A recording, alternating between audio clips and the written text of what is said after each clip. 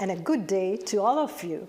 Thank you so much for joining us with another episode of Speakspire with Sajee. We are joining you today from Walter J. Towers here in Los Angeles with FinTV. Tonight on Speakspire with Sajee, we sit down with someone whose journey spans continents, industries, and nations. From the classrooms of Royal College, Colombo to the athletic fields and leadership halls of Beloit College, from corporate boardrooms in California to building a high million-dollar real estate enterprise, and then stepping onto the global stage as Sri Lanka's ambassador to Japan, his story is one of vision, resilience, and responsibility. A businessman who became a diplomat, a developer who became a nation builder, a leader rooted in faith, philanthropy, and service. He has created jobs, built schools, funded villages, strengthened bilateral ties, and opened international doors for Sri Lankan youth. Tonight, we are more than delighted to explore the mind, the mission, and the legacy of our guest here at the Walter J. Towers Studios, Mr. Sanjiv Gunasekara. Welcome to the studios. Thank you for having me. Thank you. And so I'm going to get started right away. I know that you attended Royal College, Colombo. So this is a college where excellence is expected and a school known for producing leaders. What values from your early days at Royal College do you think that shaped the person you have become today? I have said this before. I think Royal College was the foundation for me, for my endeavors that I've achieved. Because Royal College, they say in the motto, in our school song, you learn from books and you learn from men. Right. And in my case, I think I learned a lot from men, from boys, from my friends, because we have students from all walks of life who come to Royal College. Right. And at grade 5, the population doubles because we have scholarship children coming from the outstations. Right. And we also have children from all three mediums, Sinhala, Tamil, and English. And when we are from the young age, we assimilate and we don't know any difference. We associate everybody equally, as equally. Right. So that's what I think taught us the most, taught me the most, and helped me with day-to-day life, even today, how to be amenable. Right, right. That sounds quite interesting.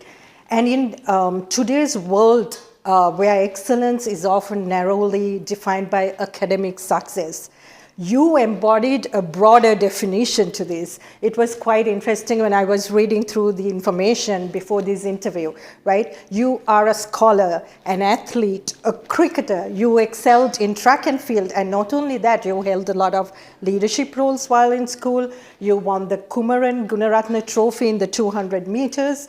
You were awarded a Mahapola scholarship during your school days for excelling in studies.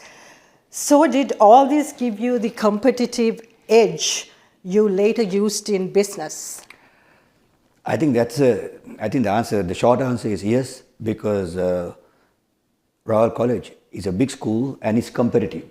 In sports, it's very competitive. Right. So to win something even at the school level, you have to be good and it's all competitive.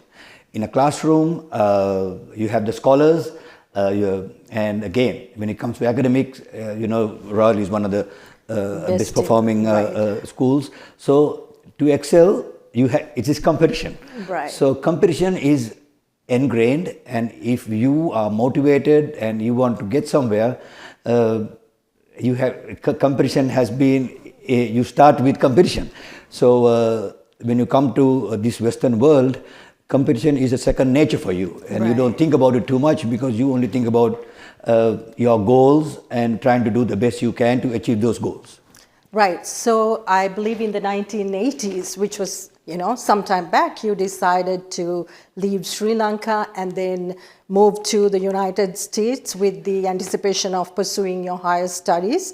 You joined Beloit University, right? Yes, and so I know you've kind of gone through this, but what was this transition like coming from Sri Lanka to the United States, and especially at that young age? And also this was all before, like, you know, the evolution of technology and everything. So it's... Yeah, it was a transition. Right. But again, I think Royal College gave us the foundation to succeed, and that was the resilience, right, the perseverance. And the biggest challenge, I remember, was coming to this country, studying in Sinhala, being Sinhala our first language, though we spoke English at home. It was a big culture shock to go to college the first day and have 400 people in your class, students in your class, and you're not used to the American accent. And I was wondering the first couple of weeks, is it English or do I know English? Because I could not understand half the things the professor was saying on the mic because of the accent. But it was the perseverance and the will to succeed that I knew I cannot go back. I had to pass these classes.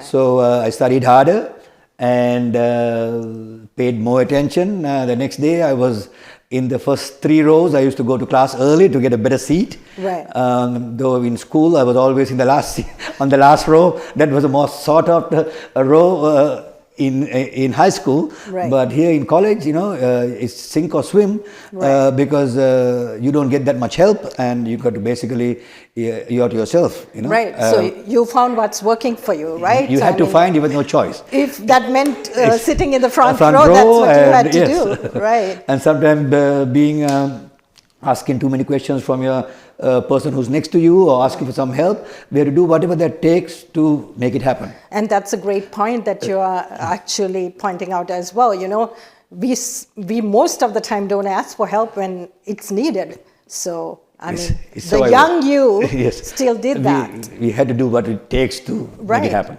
If you want to be successful, you have to do what it takes, right? So I know that at Beloit, you also became the president of one of the largest student bodies, and you managed to increase the memberships by 40%, I think, back then.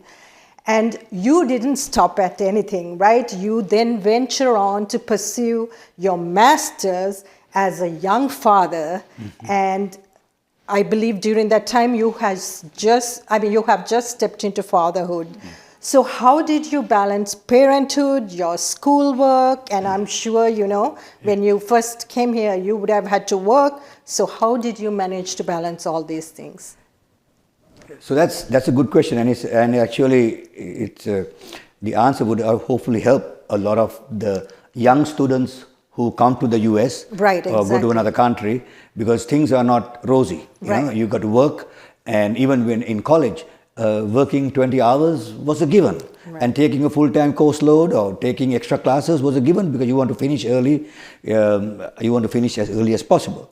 So saying that, when we started, when I came to California, and after getting married, became a father, that's when I realized if I had to get to the next level in the corporate world, I had to do an MBA. I had to do an MBA, and that meant and at that time I was a senior accountant, working about 50 hours a week, which was normal. And because for accounting profession, long hours are normal. And then I realized, and I decided I'm going to complete my MBA, and within 18 months period, I actually went almost full time to college to complete my MBA, which was within 18 months. Time consuming, especially with a little kid. It's a lot. So it was a juggling act, and I had a goal in mind where I wanted to be. So if you have a goal, they say, you know, people dream. You know, you have a dream, you have a vision, and then you have a goal, and a goal is precise. And then you figure out a way to get to that goal. And sometimes you cannot get to that goal in the way that you expected to, but if it's not the first way, then you try the second way, if not the third way. But if you have a goal and if you are determined, you can always make it. So that's my message to young students.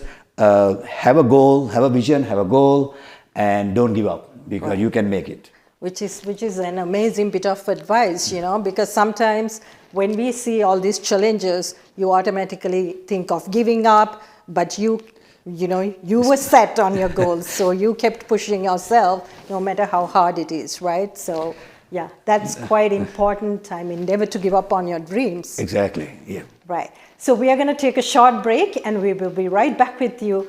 Let's keep learning more from Sanjiv Gunasekara, who is gracing our studios today.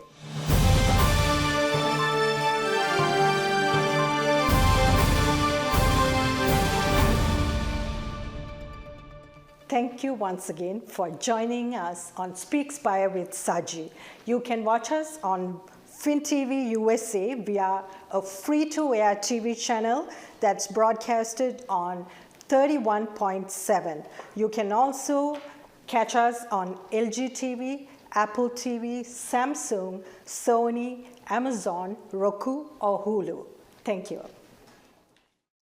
So, let's get started once again, Mr. Gunasekara. You entered the corporate America and quickly rose to become a corporate controller of a high million-dollar company, right? How did you earn credibility so soon, so early? So I want to say I started from the bottom as a staff accountant. Right. And after completing my MBA, that's when doors opened up and I got my first controllership position.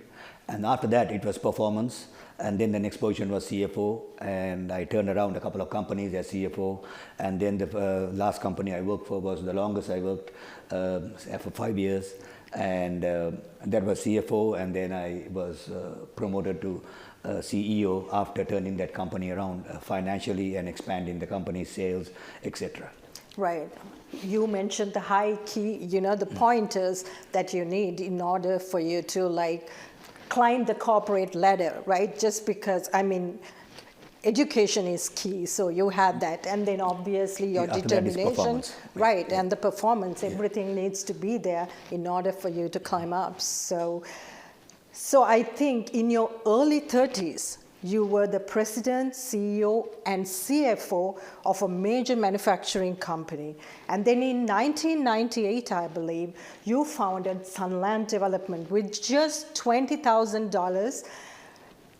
I would like to know what gave you the courage to bet on yourself at the time, and how did you make this $20,000 work its magic and become the company it's now, what we see as the Sunland Corporation?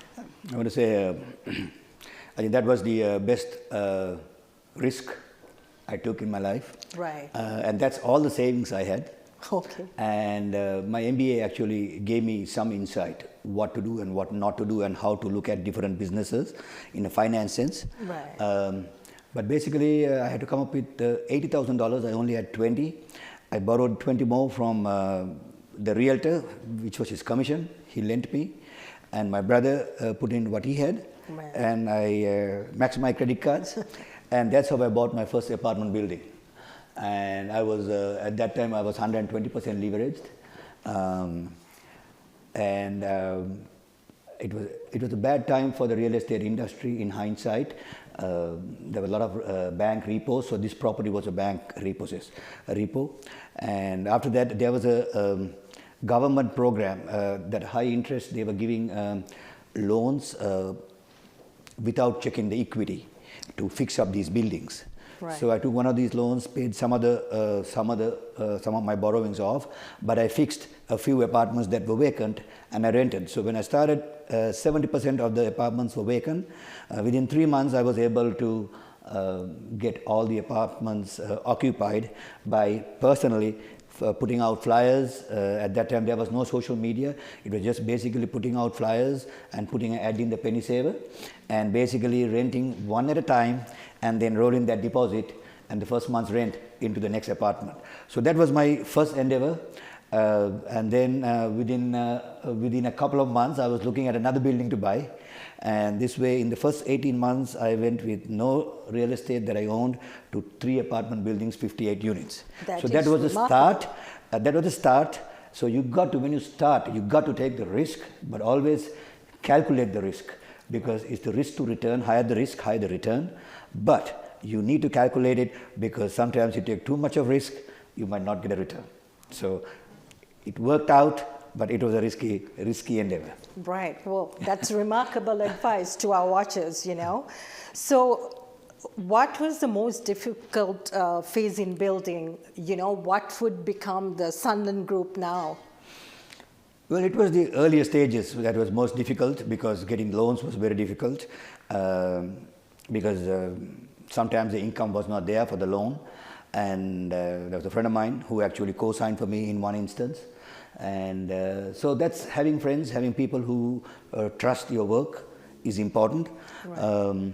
But after the first 2 years, equity just built up because these were mostly vacant apartment buildings that I bought, totally run down, that were bank repos. And then I went in, and with the little construction background I had from my parent, my dad was a civil engineer, so that helped me and to basically hands-on make sure that the apartments got fixed, and I rented them. And after that process, after the initial 2 years building up equity, you can always go to the bank with real estate equity to borrow again. So if you have a track record, it's just the initial phase. There are always obstacles, and always you think, man, can I do this? But you believe in yourself. There's a saying, if there's a will, there's a way. Right, exactly.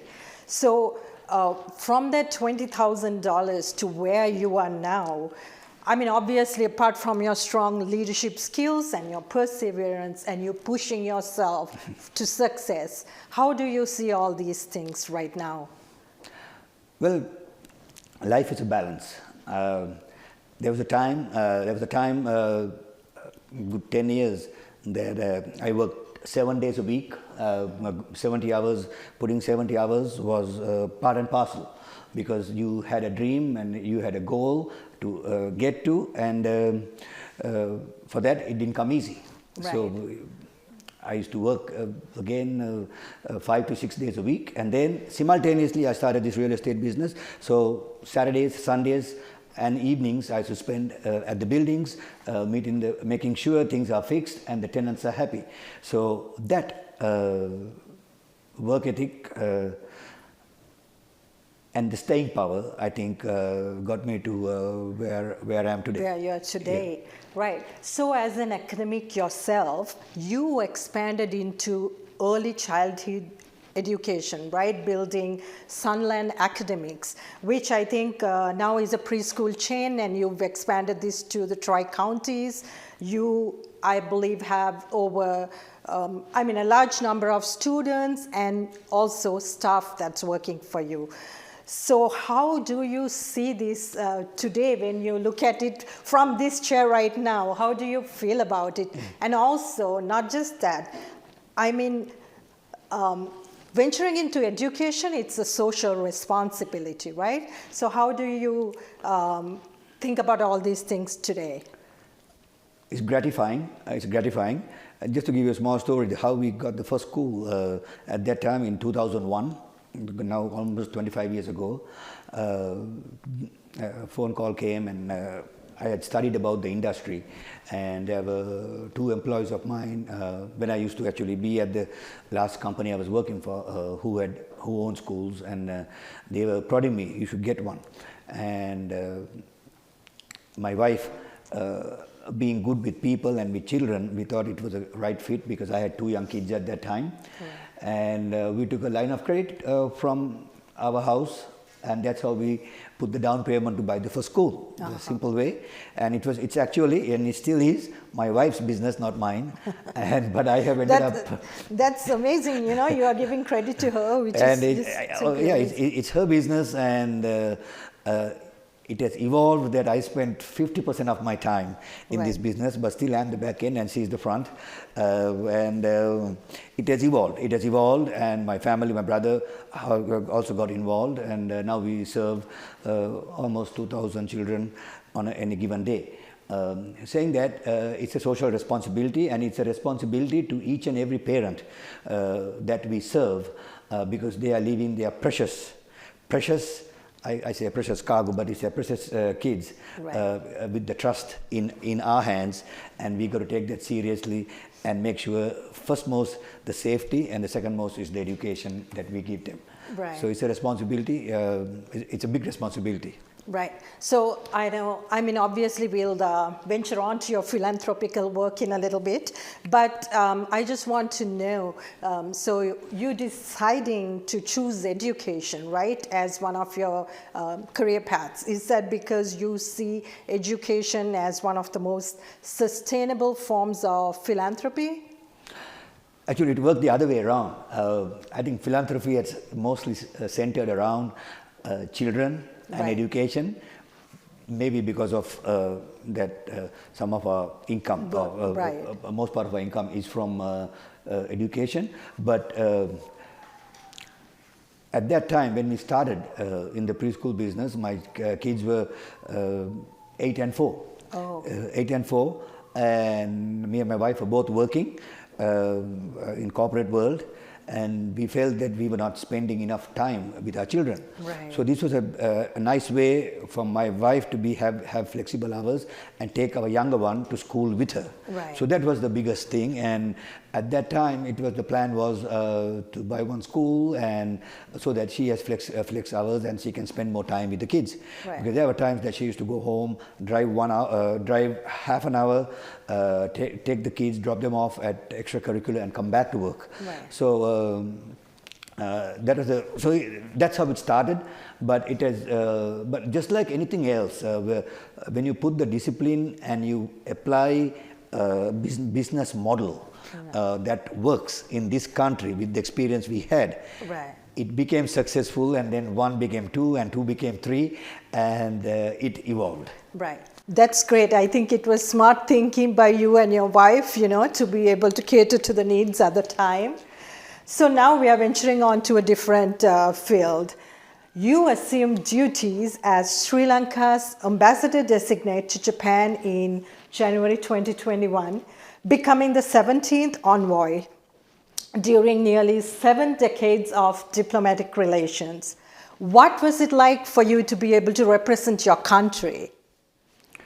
It's always an honor and a privilege to represent your country. Right. And taking up this position was a way of giving back to the free education that I received.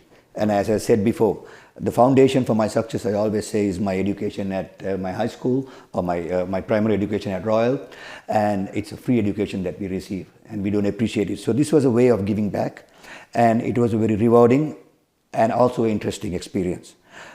Japan is a very special country to Sri Lanka, and vice versa, because Sri Lanka was represented, actually Sri Lanka represented Asia in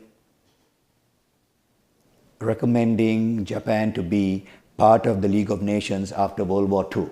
And that history and that bond goes a long way, and Japan has been the largest donor country to Sri Lanka until 2011.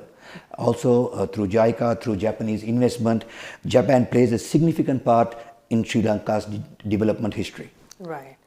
And I believe that you stepped into this role at a very critical time though, right? When pretty much there was a global pandemic. And we have heard, yet you were instrumental in discussions that secured over 600,000 AstraZeneca vaccine doses from Japan. So I'm sure this diplomatic effort required a lot of work from you back then. So how did that work out? Yes, we were going through a hard time during the pandemic, because the first doses of AstraZeneca vaccines were given to the elderly population of Sri Lanka, and these doses the second dose had to be given within 6 months, and then the country had a hard time because it was getting more acute, the pandemic, and AstraZeneca was in short supply.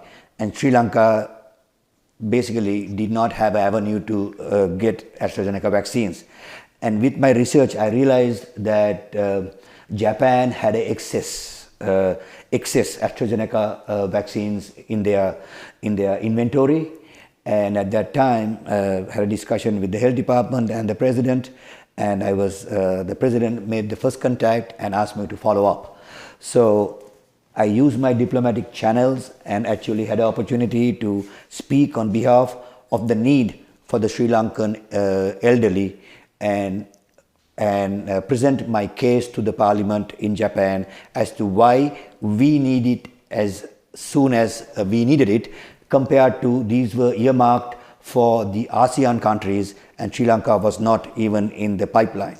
Right. But we were the second country after Taiwan to get these vaccinations.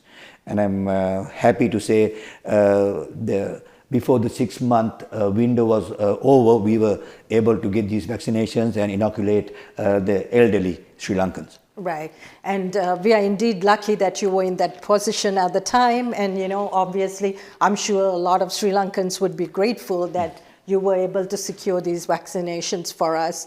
So once again, thank you so much for joining us on Speakspire with Sajee. We are going to go for a short break and we'll be right with you.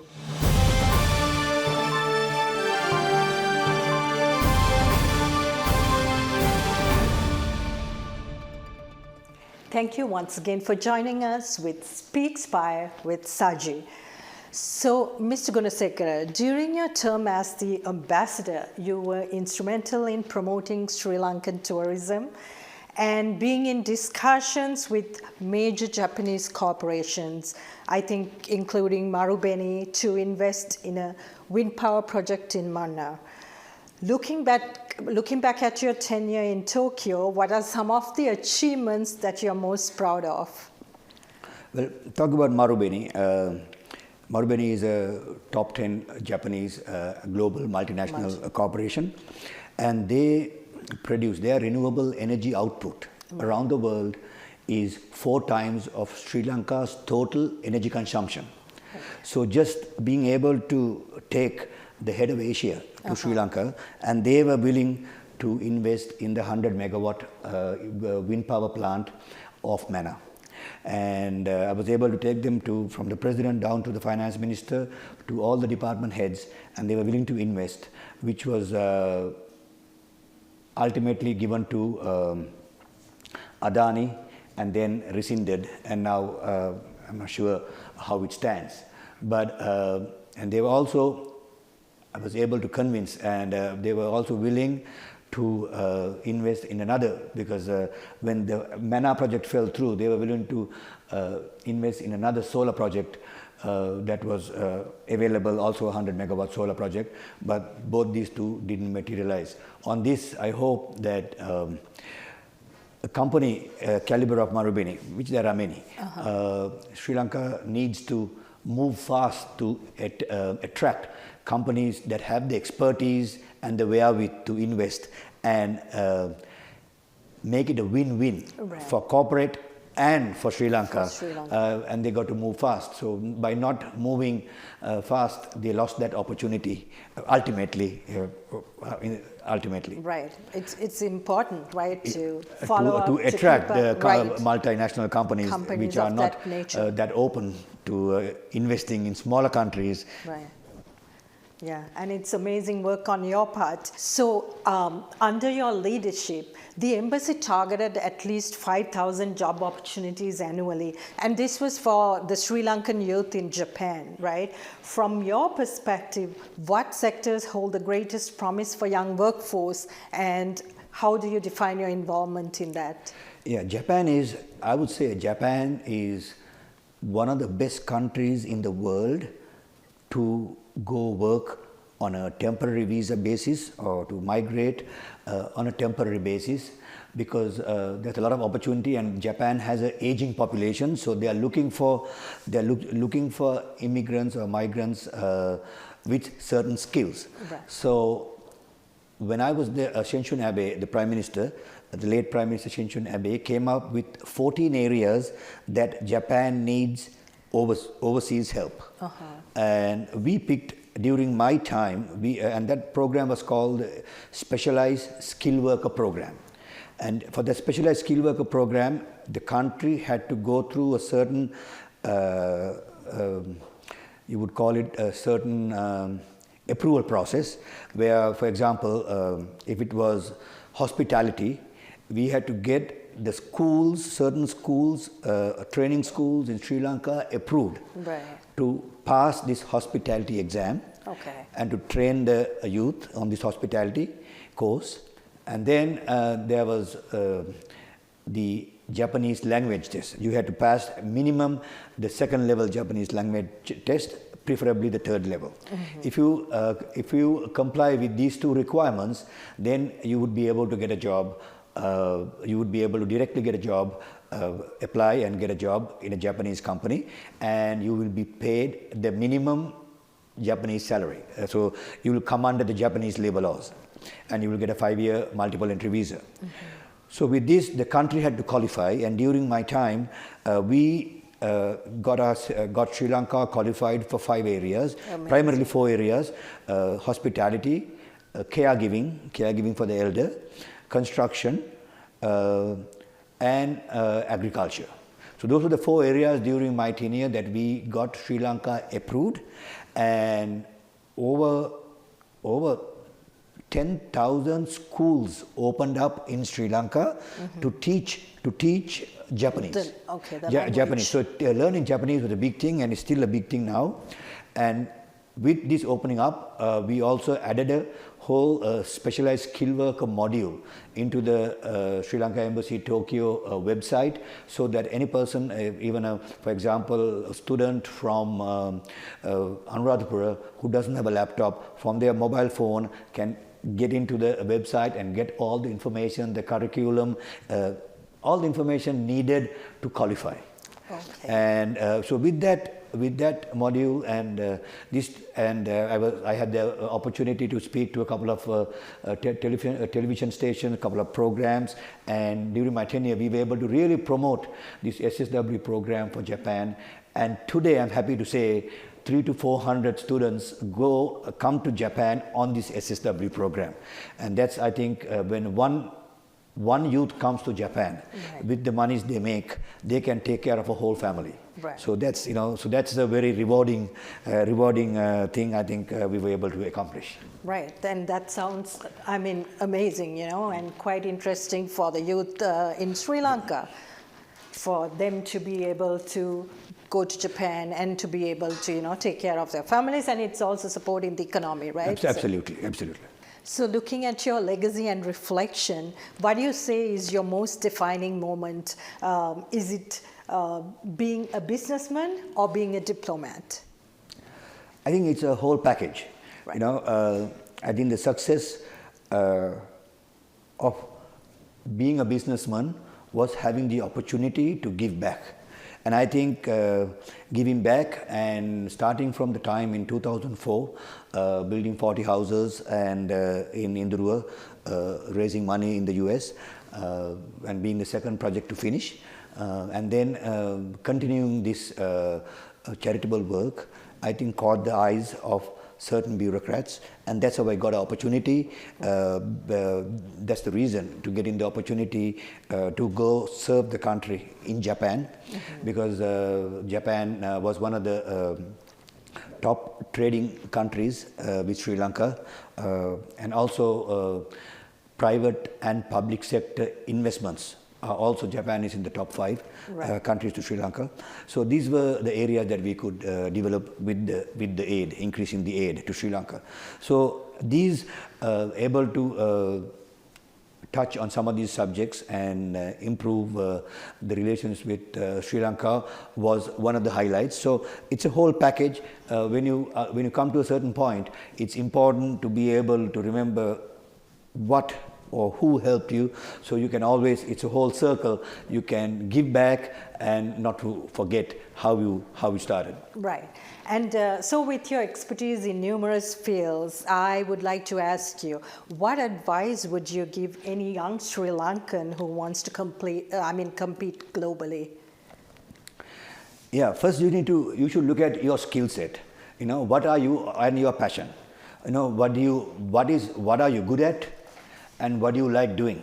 So that should be the 2 questions to ask any youth and any youngster who wants to start college or do their masters or start a business, you should know your strengths and weaknesses. So you want to start something that your strengths are going to help you. So saying that if you always follow your strengths and your passion, may it be local or may it be global, and you don't give up, right, you will succeed sooner or later. So that's my advice. And sometimes that might not pay all your bills. So have a daytime job and keep pursuing your passion, because there'll be a time that you only need one break, and that will make it happen. Right. Well, that's great insights. And thank you once again, Mr. Sanjiv Gunasekara. We are going to take a short break and we will be right back with you.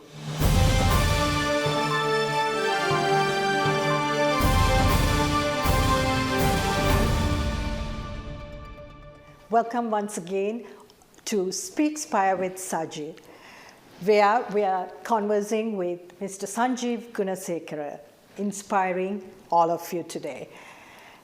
Mr. Gunasekara, so I know you have been involved in numerous charitable organizations serving Sri Lanka. And of course, you were awarded the Sri American of the Year in 2008 by the Sri Lanka Foundation. I have learned that you have been one of those key people that were assisting the Sri Lankan Foundation initially, and you've been very generous, with your donations, with the programs that we were hosting at the school and everything. Another thing that I actually learned, which was quite interesting, is I know that you are the founding member and the trustee, also the current president of Lanka Rama Buddhist Temple, one of the largest Buddhist institutions of Los Angeles, which serves over 500 families. But you have been key and instrumental in paying their mortgage at a time when you were working yourself, before you made it to the top in the corporate ladder. So I think this is quite interesting for all of us to know. And not just that, you didn't stop at that. You've been responsible for fully reconstructing and funding a dilapidated ancient temple or an aranya. You function as the executive committee member of the Ranaviri Foundation USA, which has organized multiple fundraisers and housing projects that are for the disabled veterans in Sri Lanka. You were also one of the chief organizers of the Sri Lanka Fund, registered in the US and Sri Lanka, which raised over $250,000 US for the tsunami victims in Sri Lanka. And I've heard you built a model village in Indirua that consisted of over 39 homes and a 32-foot Buddha statue for religious activities. I think this was handed over, the most important thing being it was done in such a short time frame, and you took care of the need when it was basically needed, and in 153 days. We've also heard that this project was publicly praised by the then Prime Minister, Honorable Mahinda Rajapaksa. So I know it's a lot of things, but I would like to hear a little bit from you about these experiences. Well, it was a calling. When this happened, I remember I was in Big Bear on the 26th of December. Right. I was in Big Bear, and the late Venerable Sumana sister called me and said, we need to do something. I said, yes, let's do something. So that's how this whole thing started. And I remember we going to certain houses, going to certain functions, and fundraising, and giving our vision, basically giving our vision. And actually we were in Sri Lanka the first week of January, myself and the priest, and we got opportunity, we were able to connect with the government at that time, and we got opportunity to look at about 11 properties, and we picked one in Indurua, and we got it going. And we, at that time, there were a lot of, I remember that time, still the train had not been moved, and they were still pulling out bodies, and it was it was still moving slowly. So we came back and we were moved And we were able to tell our story to the donors and corporations, to individuals, to organizations, gave us opened their wallets, and they were generous, and we were within 6 months we were able to raise the money. And the engineer who was helping us and actually who was part of the organization was Mr. Rajay Dursurya. So the both of us basically designed it and managed the construction, and directly we hired a contractor and directly built the model city and handed it over in 153 days. That's simply amazing. I mean, you know, the length that you went out to take care of, you know, the disaster when it happened in our motherland. So I would now like to talk a little bit about the Manil and Sanjiv Gunasekara Trust. You set this up in 2003, and together with your beautiful wife Manil, we have seen what you do through this trust, right? You are personally funding food relief, rebuilding homes, and you have actually assisted over 120 disadvantaged children. You see them through their education, basically. You're sponsoring them, and I have also learned that over 4 of them have become doctors right now. So enlighten us on this. I'm sure it's a very rewarding experience for you and your wife and your family, right? So yeah, they say, you know what, what you get the most when giving is satisfaction. Right. And I'll just take one example. The first doctor that graduated, who became a doctor, we helped this doctor, was from Gaul. Father was a part-time farmer, and the mother was a stay-at-home. And Sopita priest in 2003 visited my house, and he gave me seven names of children that needs help.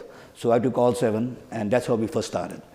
And this particular student was in grade 8 and was studying for the O-levels. And after he completed the O-levels, he did so well, he got into Mahinda. So, but to go to Mahinda, he could not travel every day, so he had to be boarded. So our scholarship helped. Though he got a scholarship to go to Mahinda, it was not enough for him to pay boarding fees. So our scholarship helped him to pay the boarding fees, and the time in between the O-levels and A-levels, we continued it for him to take English classes. So he did the A-levels, and after he finished the A-levels, he got into a university. Yeah. So we helped him all throughout the university. Though he got a scholarship again to go to university, we helped him because Mahapala is not enough to cover all your expenses. Right. And that was one of the most gratifying days when he graduated. Right. I bet, and we would love to hear more from you on this and, you know, all these gratifying stories. Unfortunately, we are restrained on our time. But now that we are talking about all your philanthropic work, right, I would like to hear a little bit. Our country, our motherland, was hit with a major disaster in the recent past, the Ditwa, and you're currently spearheading a fundraiser for this Ditwa Cyclone Fund to rebuild 50 homes. And you are doing this in Gampola. So tell us why you chose to do this, and in Gampola itself. Yeah, actually, why we picked Gampola is we have a history in Gampola for the last 5 years. We have built our family have it was a middle school, and this middle school did not have a permanent structure for their classes, for their classrooms. So in our father's name, we built a permanent structure with a library and equipped a computer lab, and we equipped the computer lab. The principal, we got to know the principal and the people in this area who actually have been very honest and really impressed us. So with that, when the Ditwa happened, we already had the roots, we had the connections in Gampola, and Gampola district was one of the most devastated during the cyclone Ditwa. So we immediately we raised money, and we have already sent more than 3 million rupees of aid in dry rations and in utensils for immediate need. But now we have decided to help partially because the government is, I think, assisting more easily the totally lost homes. So we have decided to help rebuild partially damaged homes, 50 partially damaged homes in Gampola. And we have raised, and the model is we are planning to provide all the material that is needed up to $600, as long as they can provide the labor. And we have secured directly 2 hardware stores that will provide, and we will make the payments from here. So those logistical arrangements have already been made, and half the fundraising has been done, but we are waiting for the government geologists to okay these damaged houses for them to start rebuilding, because there's a regulation that the geologists have to okay these houses before they start rebuilding. And there are 2 geologists in the whole district of Gampola. So as a result, they have to go through, I guess, they have to work through it. So we are encouraging you to please join us because we have the houses already earmarked. We are just waiting for the approval from the geologists, and we will start immediately rebuilding these houses for these poor families who have been vetted already. Wow, this is quite inspiring. So they say success can sometimes distance people from their roots, from the soil that nurtured them. But in your journey, we see quite the opposite. What inspires your deep commitment to serving and giving back to the community? Well, it's the basic premise. If you are blessed and you're successful, I feel you have a big obligation to give back. It's the world that goes around. When I bought my first house, one of my friends, like an uncle to me, gave me a loan. And after 8 months, when I paid him back for the down payment, when I paid him back, and I said, I think I owe you more, because he did not ask for any interest. And he said, no, you don't owe me anything. But then after a minute, he said, yes, you do owe me. He said, one day when you do well, make sure you remember this and you help somebody else. So it's just a simple saying of, if you get help, make sure you help somebody else and keep the wheel turning. That's part of life. Right. And you can smile. It's a circle of life, Yes, right? exactly. So you keep the circle continuing, and that's how you give back to your community. And I think your story is so inspiring, and especially to our younger generations. When you become successful, never forget your roots. And that's exactly what you have been doing. You are giving back to your community, doing so much for not just here in Los Angeles, but giving so much back to our motherland. And once again, we are more than delighted that you joined us today on this conversation on Speakspire with Sajee. We thank you, Mr. Sanjiv Gunasekara, for being with us and for gracing these studios today. From an entrepreneur to an ambassador, from a builder of business to builder of bridges between nations. Tonight's conversation reminds us that leadership is not about titles, but it's about impact. Once again, thank you, Mr. Sanjiv, for inspiring us on Speakspire with Sajee. Have a great day.